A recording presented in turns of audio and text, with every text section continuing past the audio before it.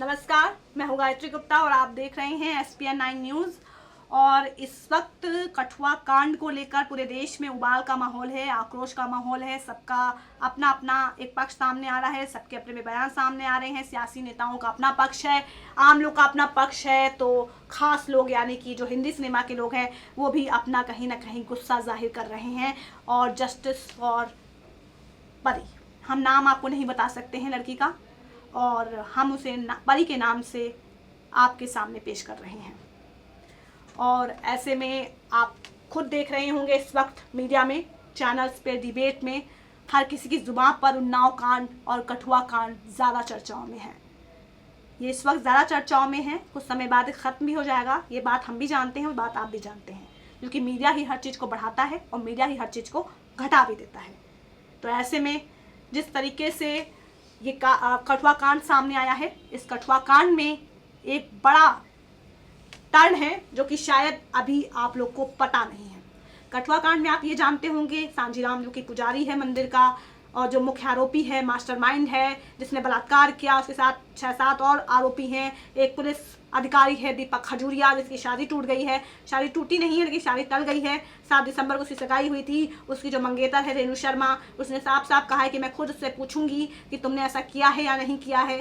तो ऐसे में यानी कि यहाँ पर एक और बड़ा टर्न है और शायद वो मीडिया में शायद आपको नहीं दिखाया गया। मैं आपको दिखाऊंगी, क्योंकि इस केस में एक ऐसा आरोपी है जिसको कहा गया, जिसको फ़ोन करके बाकायदा मेरठ से बुलाया गया इस कांड को अंजाम देने के लिए। इसमें कहा गया, उस आरोपी को इसलिए बुलाया गया, उसको फ़ोन पे जो बोला गया, जो कॉल डिटेल्स आई है, जो चार्जशीट की बात मैं कर रही हूँ उस वक्त, जो चार्जशीट दाखिल की गई है उसमें मेरठ एक लड़के को फ़ोन किया जाता है, वो एग्रीकल्चर की पढ़ाई कर रहा है। उसको फ़ोन किया जाता है जम्मू कश्मीर से, जो कि परी के आरोपियों में ही शामिल है। वो शख्स मेरठ में बैठे एक शख्स को कॉल करता है, कहता है कि तुम आ जाओ यहाँ पर अगर तुम्हें भी ऐसा काम करना है तो। ये चार्जशीट में बातें कही गई हैं, हम अपनी तरफ से बात कुछ नहीं कह रहे हैं। ये चार्जशीट में ऐसा कहा गया कि अगर तुम्हें भी ये काम करना है तो तुम भी आ जाओ हमारे साथ। वो बाकायदा वो शख्स आता है मेरठ से जम्मू और वहाँ पर परी के साथ बलात्कार करता है। गैंगरेप में वो भी शख्स शामिल होता है। अब ऐसे में घर वालों का कहना है, जो मेरठ से जो शख्स गया उसके घर वालों का कहना है कि उनका बेटा आरोपी नहीं है, उनके बेटे को फंसाया जा रहा है, क्योंकि वो उस दिन एग्जाम दे रहा था और उसके बाकायदा साइन है। अब मैं आपको खबर दिखाती हूँ। ये देखिए आप, घटना के वक्त यूपी में इम्तिहान दे रहा था रेप का आरोपी, क्राइम ब्रांच की चार्जशीट पर सवाल उठ गए हैं। ये देखिए, इसमें बाकायदा कुछ सही नजर नहीं आ रहा होगा, फिर भी मैं कोशिश करूंगी आपको बताने की। Name of the centre of exam के कॉलेज है, कोई पीजी कॉलेज है, हाँ के जैन पीजी कॉलेज, 12/1/18 फ्राइडे 10 जनवरी को 10 जनवरी को परी गायब हुई। 12 जनवरी को केस दर्ज हुआ। 17 जनवरी को परी की डेड बॉडी जंगल में मिली। इसी साल 2018 की बात है ये। फ्राइडे शुक्रवार था उस दिन 12 को, जिस दिन केस दर्ज हुआ। टाइम है 10:01 यानी 10 बजे से 1 बजे तक उसका एग्जाम चला। BSc एग्रीकल्चर, रूम नंबर और सब्जेक्ट एंड कोर्स साइंस, ये देख सकते हैं आप। Roll number, answer book number, full signature of the candidate in English. क्या नाम लिखा है इस पे? विशाल जंगोत्रा। विशाल जंगोत्रा नाम है, जो कि एग्रीकल्चर की पढ़ाई कर रहा है और जिसको बकायदा आरोपी जो है परी के, उसमें से एक आरोपी मेरा उसको जम्मू से कॉल करता है कि तुम भी आ जाओ हमारा साथ देने के लिए। अब क्या कहेंगे आप? और चार्जशीट में बताया गया है कि वो मेरठ से गया है, वहां पर उसने परी के साथ बलात्कार किया है। लेकिन आंसर शीट देखिए आप, यहाँ पर उसके बकायदा साइन है, उसका नाम है, ये उसका पूरा जो वहाँ पर एग्ज़ाम देते हैं, तो वहाँ पर जो साइन कराए जाते हैं, जो एग्ज़ाम देने आते हैं स्टूडेंट, वहाँ पर उसकी बकायदा साइन है। अब वहाँ पर तो ऐसा नहीं होगा कि कोई और एग्ज़ाम देने बैठ गया होगा। अगर कोई और एग्ज़ाम दे रहा था तो यहाँ पर अब प्रशासन पे सवाल खड़े होते कि कोई एग्ज़ाम देने कैसे बैठ गया। ये भी अपने आप में बहुत बड़ा सवाल है। ये देख सकते हैं आप, जम्मू बार एसोसिएशन ने कठुआ गैंगरेप की चार्जशीट पर सवाल या निशान खड़े कर दिए हैं। एसोसिएशन के मुताबिक क्राइम ब्रांच ने जिस विशाल जंगोत्रा को दुष्कर्म का आरोपी करार दिया है, वो घटना के वक्त सैकड़ों मील दूर मुजफ्फरनगर के एक परीक्षा केंद्र में इम्तिहान दे रहा था। एसोसिएशन ने अपने दावे के समर्थन में दस्तावेजी सबूत भी पेश किए हैं। विशाल इस घटना के मुख्य साजिशकर्ता सांजीराम का बेटा है और क्राइम ब्रांच की चार्जशीट के मुताबिक विशाल एक दूसरे आरोपी के बुलावे पर बच्ची से दुष्कर्म के लिए एग्जाम छोड़कर मुजफ्फरनगर से रसाना आया था, ये चार्जशीट में कहा गया है।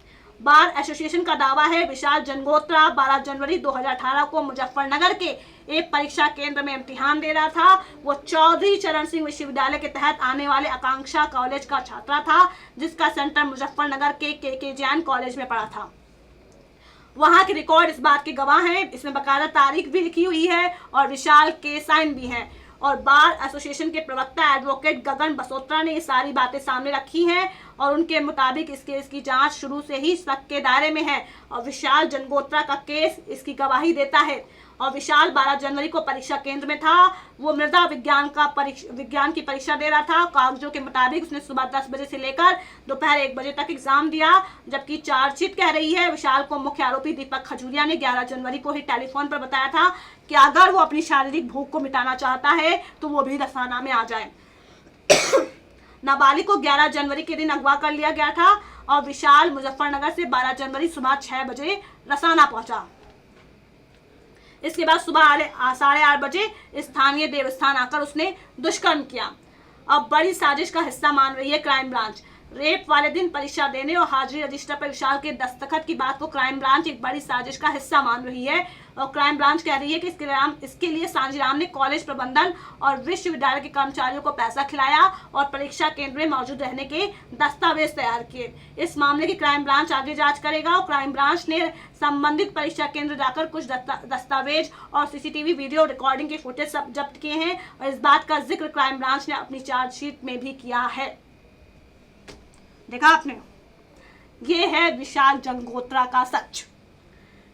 अब वही मैं कह रही हूँ ना, ऐसा नहीं है कि चार्जशीट में गलत कहा गया है। अगर चार्जशीट सही है तो फिर यहाँ पर क्राइम ब्रांच यानी कि क्राइम ब्रांच सही है, तो यानी कि यहाँ पर प्रशासन गलत है, यानी विश्वविद्यालय की इसमें कोई ना कोई मिली भगत है। अगर चार्जशीट गलत है तो यानी कि यहाँ पर क्राइम ब्रांच के अधिकारी मिले हुए हैं कि आखिर क्यों फंसाया जा रहा है फिर उस शख्स को जो वहाँ पर गया ही नहीं, जिसने परी के साथ कुछ गलत काम किया ही नहीं। यानी कि केस जो है वो पेचीदा होता जा रहा है। घर वालों का साफ साफ कहना है विशाल के कि मेरा बेटा एग्ज़ाम दे रहा था। अगर एग्ज़ाम दे रहा था, बाकायदा मैंने आपको साइन दिखाए हैं, उसके जो डॉक्यूमेंट सामने आए हैं, अगर वो साइन उसके साइन हैं, वो एग्ज़ाम दे रहा था तो वहाँ पर एग्ज़ाम के टाइम मौजूद था जो टीचर, उससे गवाही लेनी चाहिए। क्या विशाल वही शख्स है?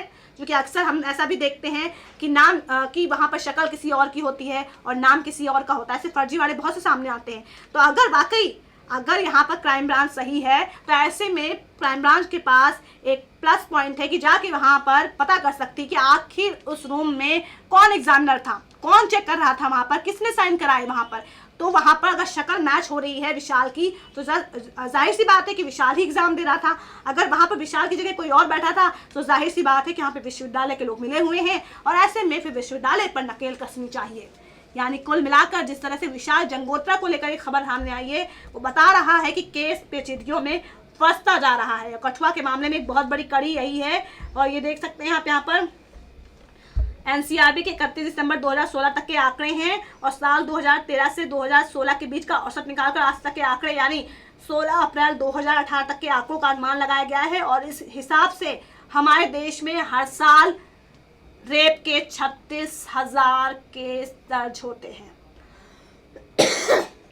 ये देखिए, यहाँ पर भी यही खबर बताई गई है कि विशाल जंगोत्रा उस वक्त एग्रीकल्चर जो बीएससी एग्रीकल्चर की पढ़ाई कर रहा है वो एग्जाम दे रहा था मुजफ्फरनगर के एक कॉलेज में।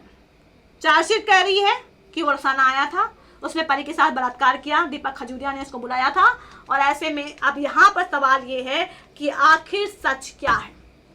सच क्या है, ये सबसे बड़ा सवाल है। और जो ये सामने आया है और ये जो सामने आई है ये शीट, इस शीट का असल सच क्या है?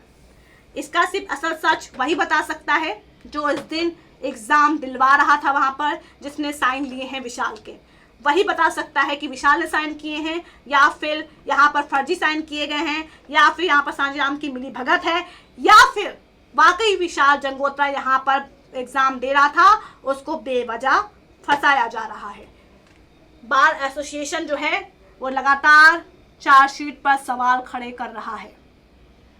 क्राइम ब्रांच कह रही है सांझीराम की मिली भगत है, उसने सबको पैसा खिलाया है।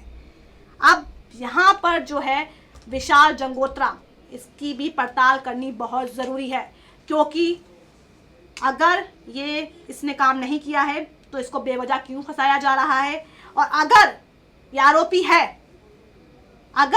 है तो फिर एग्ज़ाम में इसका साथ किसने दिया। दोनों पक्ष हैं।